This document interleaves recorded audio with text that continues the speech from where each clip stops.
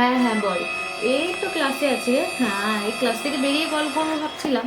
হ্যাঁ হ্যাঁ বল, না না কোনো সমস্যা নেই, বল। হ্যাঁ হ্যাঁ হ্যাঁ হ্যাঁ। তারপর? হ্যাঁ আচ্ছা, বুঝতে পেরেছি। হুম হুম হুম হুম আমার বাড়িতে একটু ফোন করে দেখ তো, ওরা ঠিক আছে নাকি। হ্যাঁ, আমি মিঠাইকে বলেছিলাম জানিস তো। হ্যাঁ, আমাদের কাজের মেয়েটা রে, রিমলি, ও তো অর্ধেক দিন আসে অর্ধেক দিন আসে না, মানে বিরক্তিকর, মানে এমন পরিস্থিতি শুরু শুরু করেছে না, মানে জাস্ট নেওয়া যায় না। হ্যাঁ হ্যাঁ হ্যাঁ হ্যাঁ। এই তো বসে আছি, কি করব, মানে টেনশনে, ওদিকে টেনশন করব না এদিকে, আবার ওদিকে মানে কি বলবো, মানে কোনো ইয়ে হয় না এদের, বুঝতে পেরেছিস তো।